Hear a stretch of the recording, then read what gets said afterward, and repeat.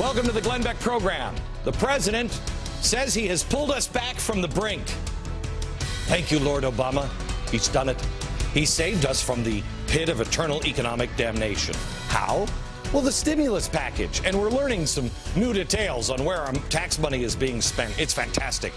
Only $554,763 to replace windows on a government building that closed 2 years ago. Then we spent $762,372 for dance software. This is it's like Dance Tube. You know, like YouTube, except... But only $750,000 in that. Then $1.2 million to convert an abandoned train station into a museum.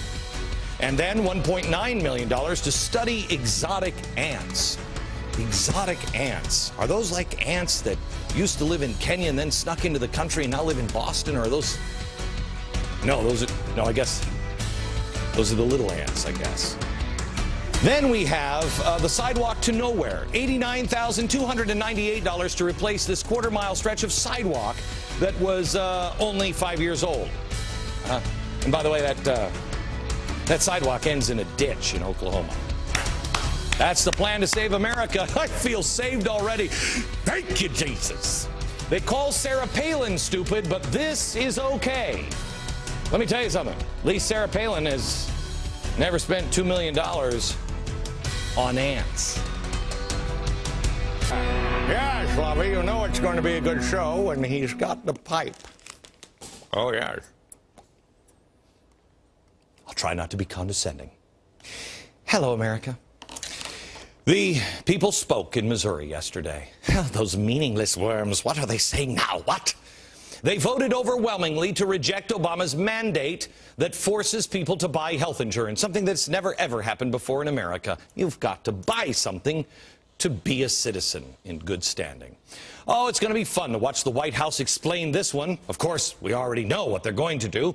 Barack Obama will say something like, no, conservatives and Republicans, they just want to go back to the same old ideas that have never worked. They're standing in the way and wanting to block progress, yada, yada, yada.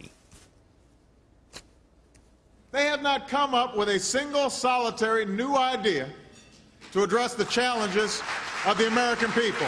They don't have a single idea that's different from George Bush's ideas. Not one. That's right, Mr. President. We're dummies. We don't have a single new idea.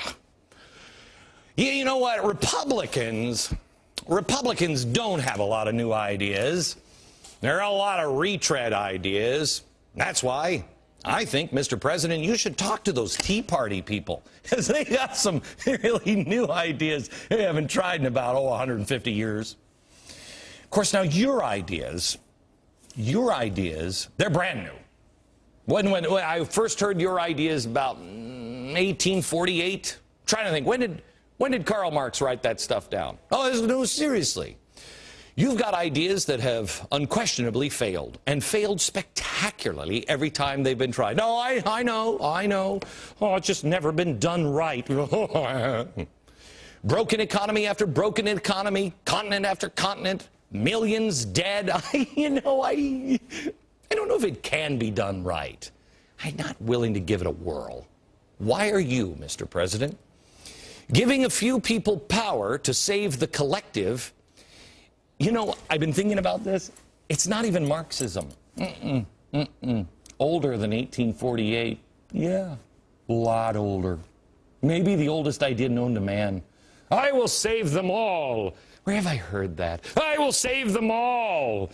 And they will all return to you. Give me the credit. Oh, that's good. That's good. I know I've heard that someplace.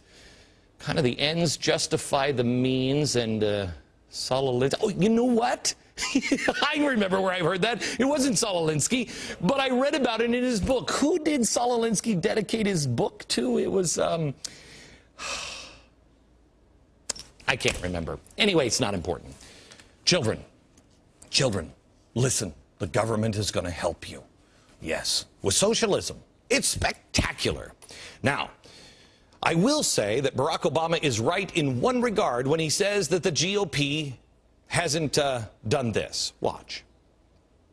Understand, it'd be one thing if the Republicans had seen the error of their ways. Okay.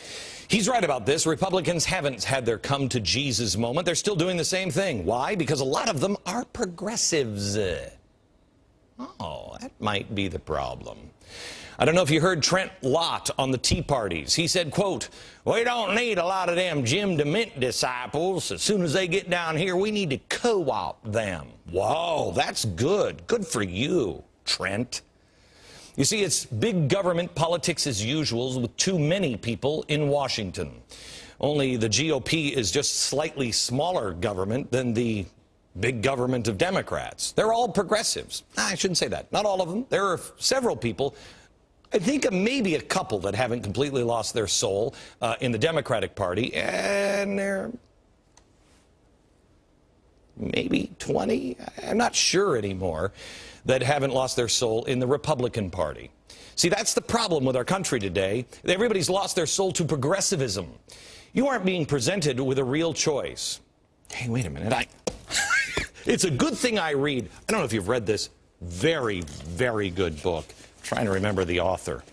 Genius, whoever wrote this. In part 2, this is my book. Carol Quigley said this, Overton Window. Here's what he said. This is one of the guys. In fact, this is just the guy who got Clinton in as a Rhodes Scholar. He said, "The argument that two parties should represent opposed ideals and policies is a foolish idea.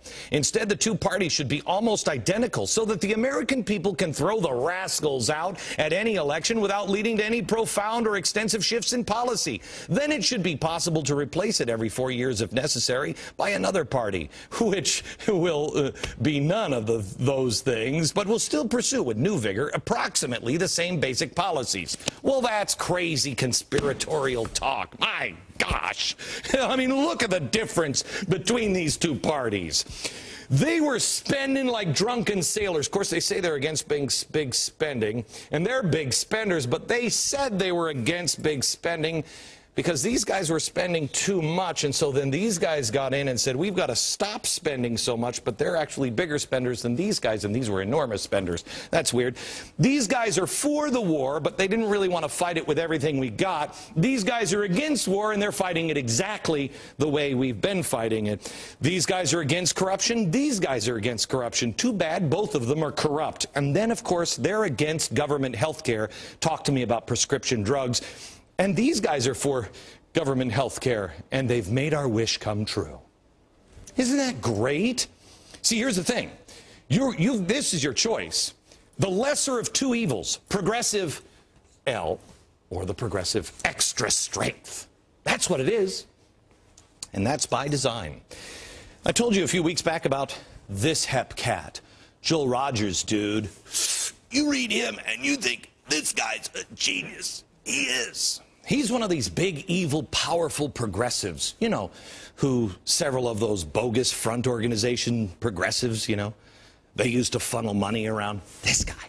This guy started something called the New Party, co-founded the New Party. It's a radical leftist party. In fact, it was the one that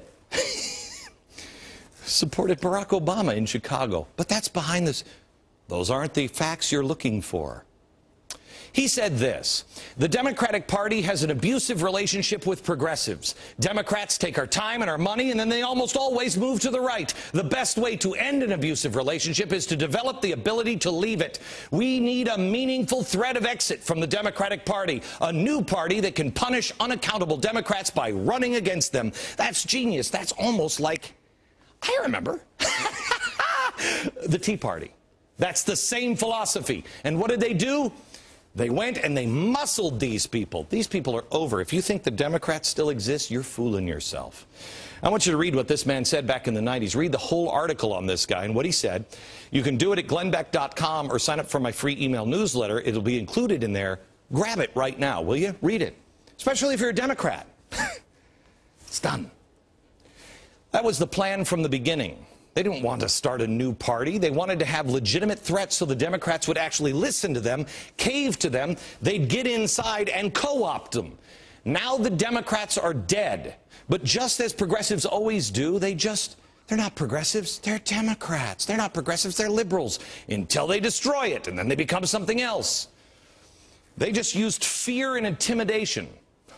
Where have I heard that before? Used fear and intimidation. And they co-opted this party. Well, guess what? Democrats, you're done. You're done. You've sold your soul piece by piece, time and time again, to these people. And now it's over. The Democrats that we all knew, most people don't really understand this yet, it's over. It's a progressive party.